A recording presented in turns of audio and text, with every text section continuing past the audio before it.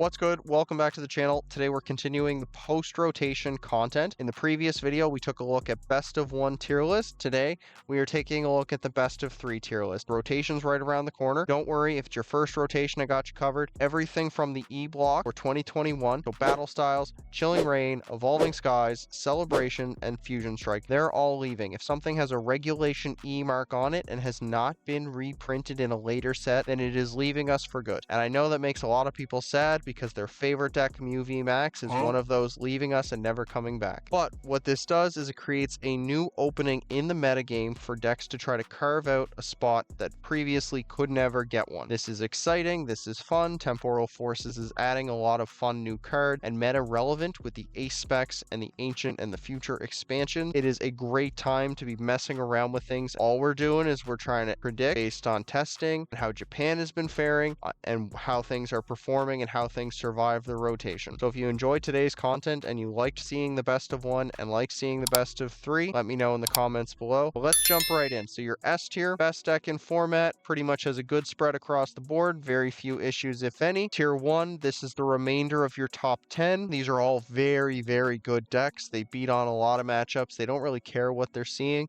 They might only have 1 or 2 issues. Very strong contenders, worthwhile investments. Tier 1.5. The metagame swings a particular way, then they will perform better. If the metagame is playing against them, i.e. they're being teched against, or their bad matchup is seeing more play because it's beating on something else, and they kind of get caught in the crossfire and they don't perform as well. Tier 2. This is kind of stuck in the middle. You either have a consistency issue, a power issue, or a couple more matchups that you don't want to see. All of these decks can do well. They can top cut, they can perform.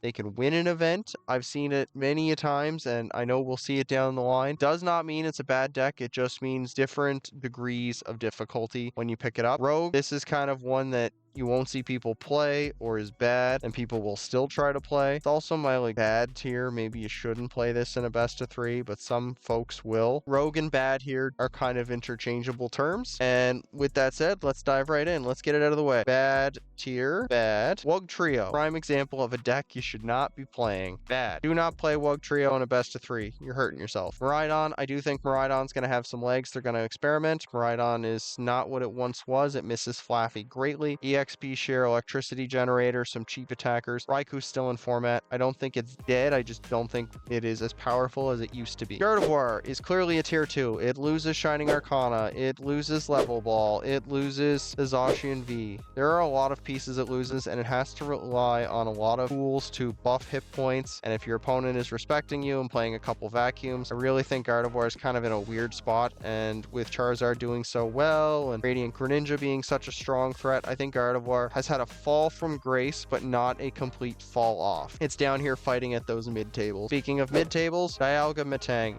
I don't care how many different ways you pitch it for me. Dialga still has a lot of consistency issues. It only has the Star Chronos, then what? Then you turn into a base attack. Do you really have to make the most of that? Sometimes you're Star Chronos into something that you can't knock out, and then you're trying to build a lead, and you're hoping that one turn advantage really carries you. Most times it does not. Torterra, I think this one is a nice anti-Charizard pick. 340 hit points means it's sponging an attack from most decks, and it's just very difficult to deal with. I'm not going to sit there and tout it as the best thing ever. I love Torterra. I've got a video covering it next, actually after this one. Keep an eye out for that one. But I think Torterra just needs a little bit more help, and in May it gets a little bit better, but right now I'm hoping that it wins or even top cuts. Meowscarada, again, tier 2. It is out of the rogue tier or the bad tier. 310 hit points is nothing to scoff at. Fire type is very, very difficult to come by, so as long as you get into the game, Flower Bouquet, Scratching Nails, TM Evo at least let you accelerate, and the ace spec, take your pick, there's a few of them, the Energy, the Prime Catcher, Maximum Belt. I think Meowscarada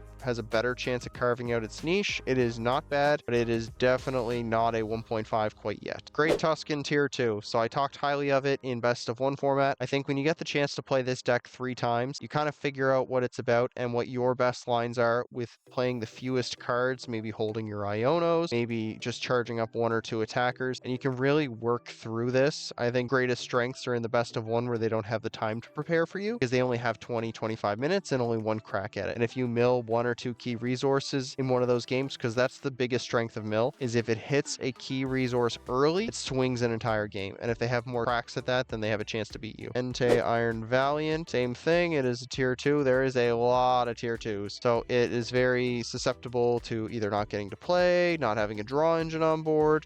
Maybe you're all in on the first turn and you miss. It misses the VIP pass. It's not bad. It's just very flawed. Snorlax Control. This one gets better in a best of 3 format because you have the time, you can recover from a bad start. Many decks are not respecting you because you only carve out about 2 to 5% of the metagame. You have your Eerie, you have your Hand Trimmer, you have your Fortune Sisters, you have this, you have a lot, and Snorlax just looks like it got better. Mantine is also the other one. I think Snorlax is going to be a strong top 10 pick from now until the next set release, maybe even after that. The other one that I think is harder to play, and we're going to see less success from it, is the Control with Pidgeot. I like doing the attacking, the milling, responding with the Radiant Charizard. I do think this one can be more rewarding if you're going to pick up one, but I think block lacks the simplicity, kind of gives it the edge. If they're not expecting you, or maybe you know how to play the deck a little better, then it's closer to a tier 1. But if you're just learning the deck, or if they're prepared for you, because again, if they prepare for block locks, you get caught in the crossfire most times, then you're just kind of in trouble. Or if they have weakness on you, or they're just really pressing you off the board, then you might be in for a bad time. Future Box. People are going to play it. It's going to be ladder rewards. I don't think it's very good. So this one has no draw engine. It's relying on a dark, weak Pokemon to buff your damage. I think with Charizard, those are very easy targets to take advantage of. Yes, you have Iron Leaves, but so do a few other decks, and I think you're very, very flawed. This is not the Plasma deck of yesteryear looking to make a comeback. I think it's going to be placed in the meta. I just don't think it's going to be good in the meta unless somebody completely,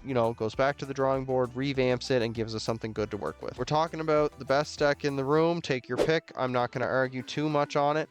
I think Charizard is the undisputed best deck in format. Whether you want to play it with Pidgeot, whether you want to play it with Bibarel, both have their pros and cons, and people may flip-flop, people may hybrid. I do think Charizard just has the typing, it has the hit points, it has the ability, and it has the scaling damage, and then you can tech accordingly based on what you expect to see throughout the rest of the top 10. You should place pretty well unless you run into some heavily anti-Charizard decks, which I don't really see many strong ones or many ones that can beat out their other flaws. So Charizard might lose to one deck that's really ready for it, but beat the rest. And that's what'll get you your points. That'll get you your top placings. Shenpao, I think this really likes a best of 3. Again, it is a strong tier 1. I don't think it loses anything. I think Iron Hands, losing the Yoga Loop threats, like what's not to like. Charlie covered a fantastic how to play guide. You have snipes, you have raw damage, you have consistency. The deck is pretty much ironed out. It's not my go-to because of how predictable the list is, but if you execute your game plan 2 times out of 3 faster or better than your opponent, then that's all you need. Shenpao is going to be one of those early contenders. I'm going to put Giratina in tier 1.5 for best of 3.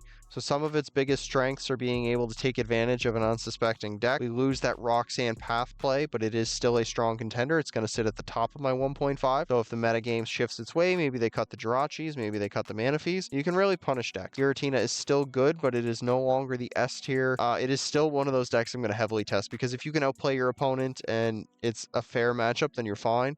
But sometimes you just get Tina hand, or you can't really mount the comeback, kind of in between here. So we've got 2, depending on where the meta shifts. We've got Iron Hands. I'm not quite sure how I feel on this one in a best of 3. I feel like just because you know how to deal with it doesn't mean you're going to have the answer. You need the vacuum, you need the knockout, you need the hand disruption. If you can respond confidently with all 3, I think you'll be fine. If you can't, I think this thing is going to eat good. Roaring Moon. This is basically another one of those decks that's looking to run you off the board.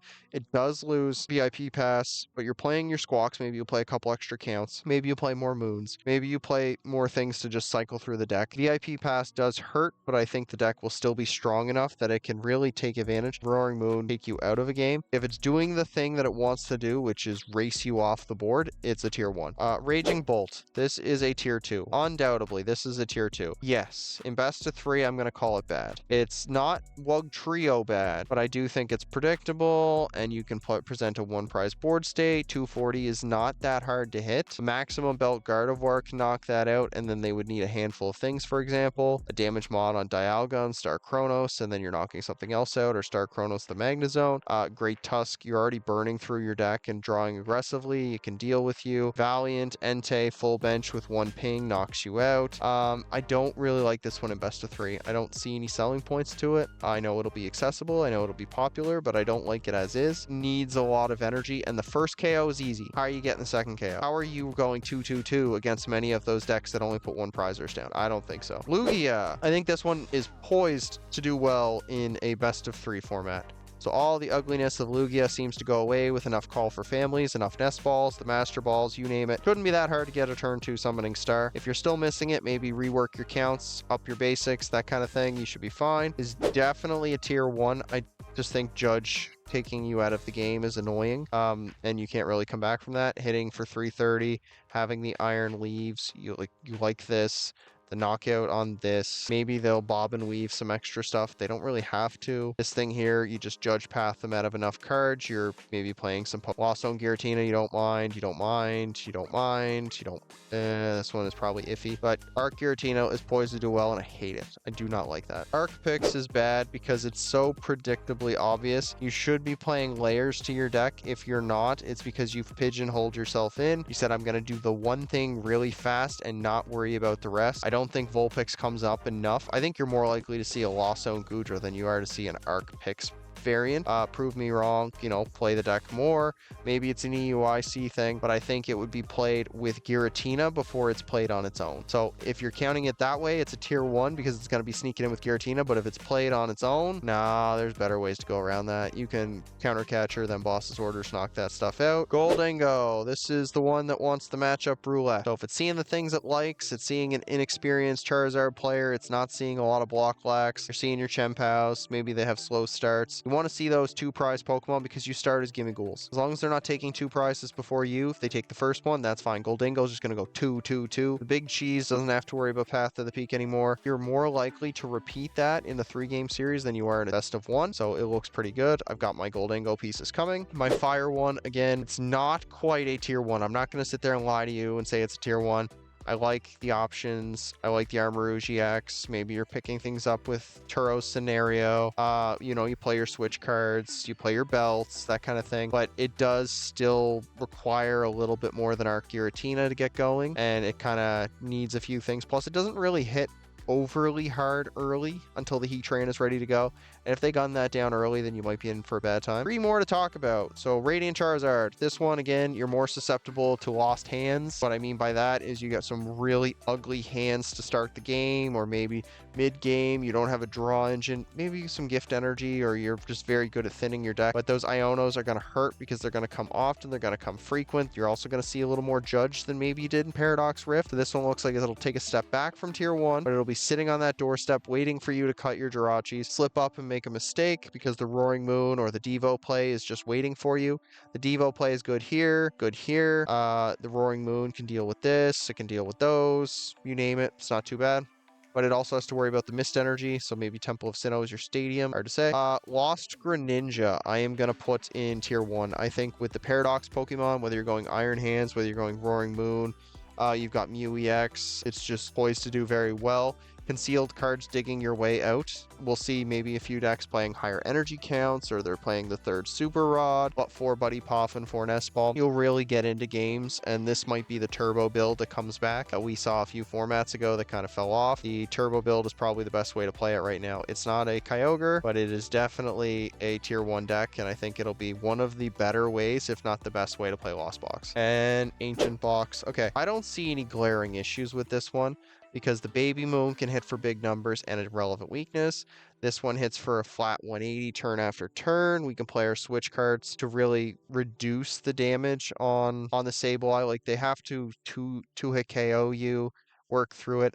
I think the cheeky include that I would highly recommend is the 1 copy of Great Tusk and maybe a copy of Roaring Moon EX, just to offer an extra layer that they're not expecting. That would really help elevate this one, and Ancient Box is a deck that I'm excited to get my hands on. This is my best of 3 tier list. It is early, it is before the set. We will revisit it. How right I was, let me know in the comments below. How wrong was I? Where is your favorite deck? The audacity. I'm excited to hear it, and I will be keeping an eye on the comments section to hear it all. Have fun playing Pokemon. Take care. Have fun. We'll see you in the next one. Cheers.